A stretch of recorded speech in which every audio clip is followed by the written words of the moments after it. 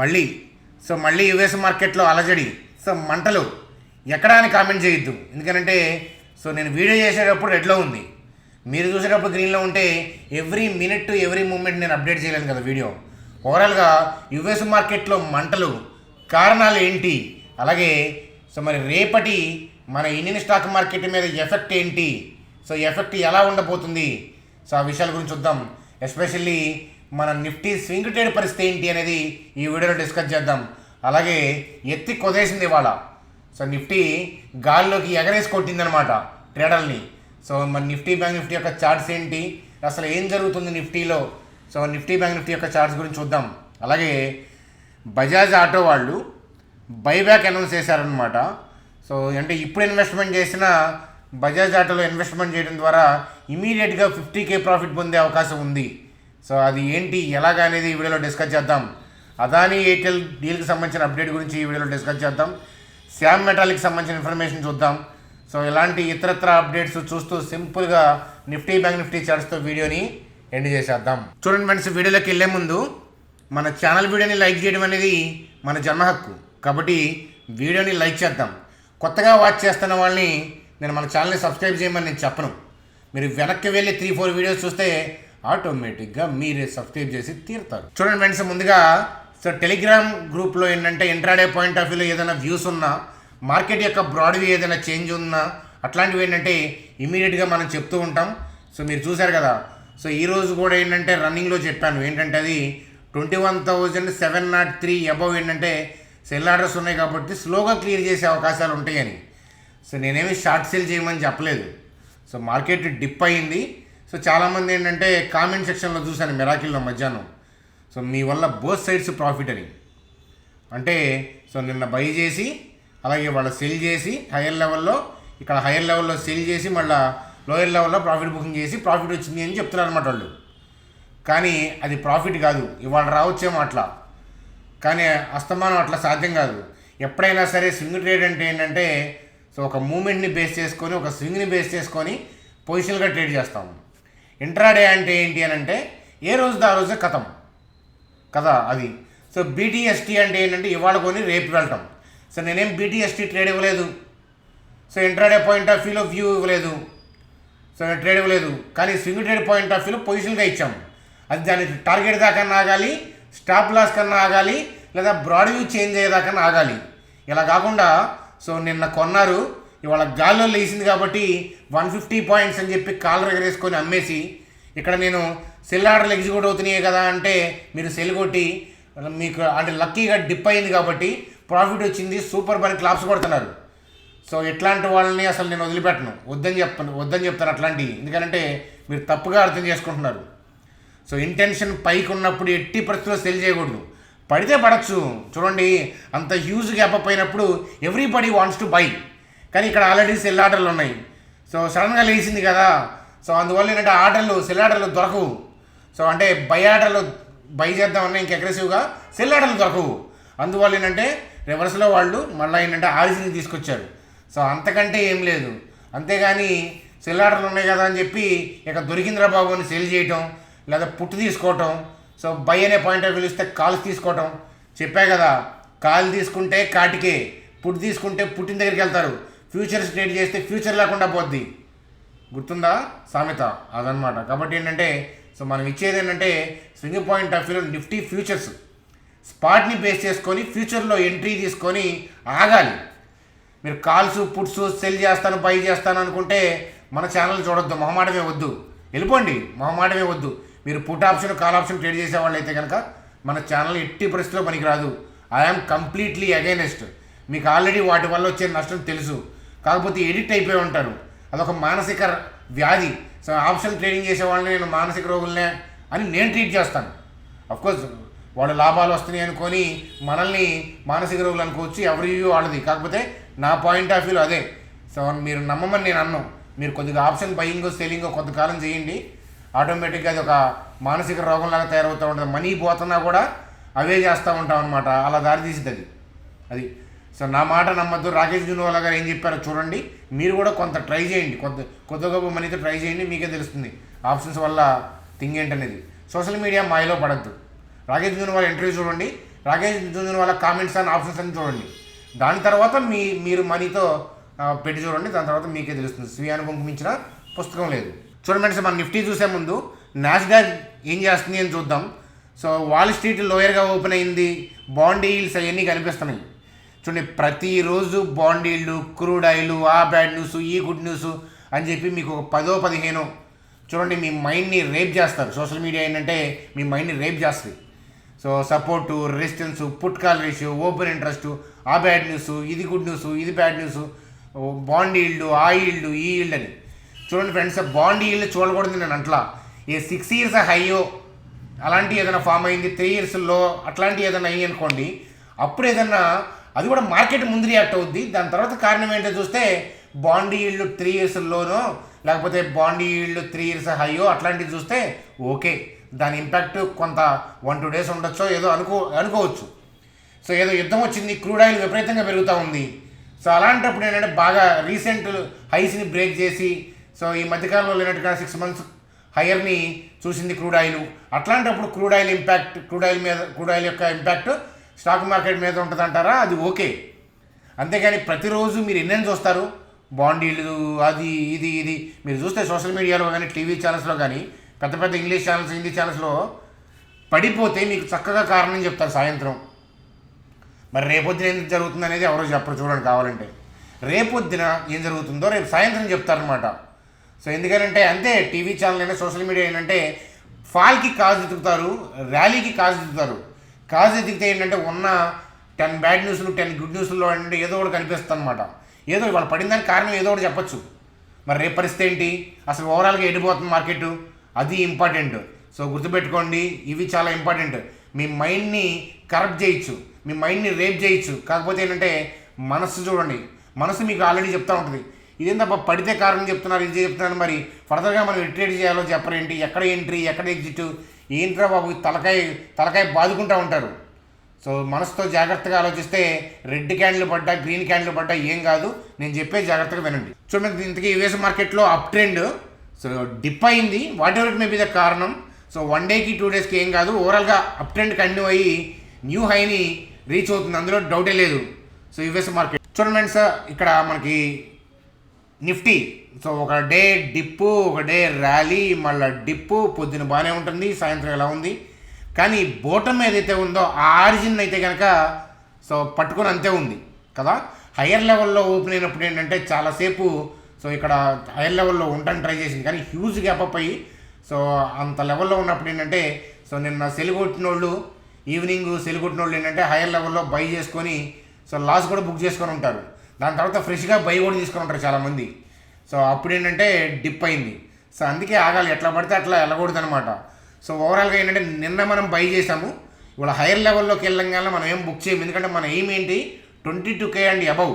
Same thing ఏంటంటే broad view అప్లో ఉంది. సో బ్రాడ్ వ్యూ అప్లో ఉంటే రెడ్ ఎలా అంటే చూడండి, బ్రాడ్ వ్యూ రియల్ ఎస్టేట్ బాగుంది, చాలా గ్రీన్గా ఉంది. సో ఎకరం మీ ఊర్లో 40 లక్షలు నడుస్తుంది, మీరు కొనడానికి వెళ్ళారు, ఎవడో అమ్మనంటున్నాడు, జరుగుతాయి కదా అట్లాంటి సిచ్యువేషన్స్. అలాగే మార్కెట్ ఏంటంటే ఏషియన్ మార్కెట్స్ వల్ల హ్యూజ్ గ్యాప్అప్లో ఓపెన్ అయినప్పుడు ఏంటంటే సో అంటే ఇన్స్టిట్యూషనల్ ప్లేయర్స్ బై చేద్దామనుకున్న ప్రాపర్గా సెల్ చేసేవాళ్ళు ఉండరు. చూడండి, మీరు పొద్దున్నే ఒక 1 hour 2 hours మార్కెట్స్ ఎవరైనా చూసినట్లయితే ఎవరైనా ఇంట్రాడే పాయింట్ ఆఫ్ వ్యూలో షార్ట్ సెల్ చేద్దామని అనిపించుంటుందా, లేదా పొజిషనల్గా ఏమన్నా సెల్కి వెళ్దామని డేర్ చేయగలరా? చేయరు. అంటే మోస్ట్ ఆఫ్ ది పీపుల్ ఒకవైపు ఉన్నప్పుడు ఏంటంటే ఆర్డర్లు ఎగ్జిక్యూట్ అవ్వవు. అందువల్ల ఏంటంటే వాళ్ళే ఏంటంటే సచ్చినట్టు ఏం చేస్తారంటే వాళ్ళే సెల్ చేసి ఆరిజిన్ తీసుకొచ్చారు. సో ఏంటంటే వాళ్ళు బై చేసుకొని పైకి వెళ్తారు. సో ఏముంది దాంట్లో ఇబ్బంది ఏం లేదు, అది కంటిన్యూగా ఏంటంటే పైకి వెళ్తుంది. రేపేంటో చెప్పండి అన్న, రేపేంటి గ్రీనా రెడ్ అని అడుగుతారు. తలకాయ ఉందా లేదా అంటాను. అట్లాంటి క్వశ్చన్ అడగడానికి తలకాయ ఉందా లేదా. యూఎస్ మార్కెట్లు ఎలా క్లోజ్ అవుతాయి మీకు ఇప్పుడు తెలుసా? రేపొద్దున ఏషియన్ మార్కెట్స్ ఏంటి ఇప్పుడు తెలుసా? సో వచ్చే సోమవారం మార్కెట్ వాళ్ళు తెలుసా మీకు? వచ్చే మంగళవారం పోనీ డే ఆఫ్టర్ టుమారో మార్కెట్ ఏంటో మీకు తెలుసా? సో అలా ఎప్పుడు కూడా మార్కెట్ని ప్రెడిక్ట్ చేయలేము. ఇప్పుడు సీజన్ ఏంటిది, వింటరు, లేకపోతే సీజన్ ఏంటి అంటే రైనీ సీజన్. రేపొద్దున వర్షం పడుతుందని చెప్పగలరా రైనీ సీజన్లో ఖచ్చితంగా మీకు? వచ్చే బుధవారం ఏంటో చెప్పగలరా? వచ్చే బుధవారానికి ఎంత ఇంపార్టెన్స్ ఇస్తానో రేపటికి కూడా అలాగే ఇస్తాను. ఎందుకంటే future is always mystery. 99% stock మార్కెట్లో లోజర్స్ ఎక్కడ ఉంటారంటే రేపొద్దున కోసం వాళ్ళ బయోసెల్లో చేస్తారు. సో రేపు ఓపెన్ అవ్వగానే లాభాలు వచ్చేయాలన్నమాట. ఏదైనా వేడి వేడి ఇడ్లీ ఏంటి తీయంగానే తినేటానికి అరిటాకులు వేసుకొని. సో అట్లా ఉండదు. ఓవరాల్గా మీరు బై తీసుకుంటే అది పైకి ఆ స్వింగ్ అనేది వెళ్ళనియండి, ఒక మూమెంట్ అలా కంటిన్యూ అయ్యేదాకా మనం ఆగాలి. సో అలాగేనంటే మీరు డౌన్ ట్రెండ్ అనుకుంటే మీరు సెల్ తీసుకుంటే ఆ ట్రెండ్ కంటిన్యూ అవుతుందా లేదో చూడాలి. అంతేగాని కరెక్ట్గా రేపొద్దున ఏం జరుగుతుంది, రేపొద్దున గ్రీనా రెడ్డా. సో కాబట్టి నేను అలాంటి క్వశ్చన్లు అడగద్దు. మీరు బిగినర్స్ అయితే అయి ఉండొచ్చు.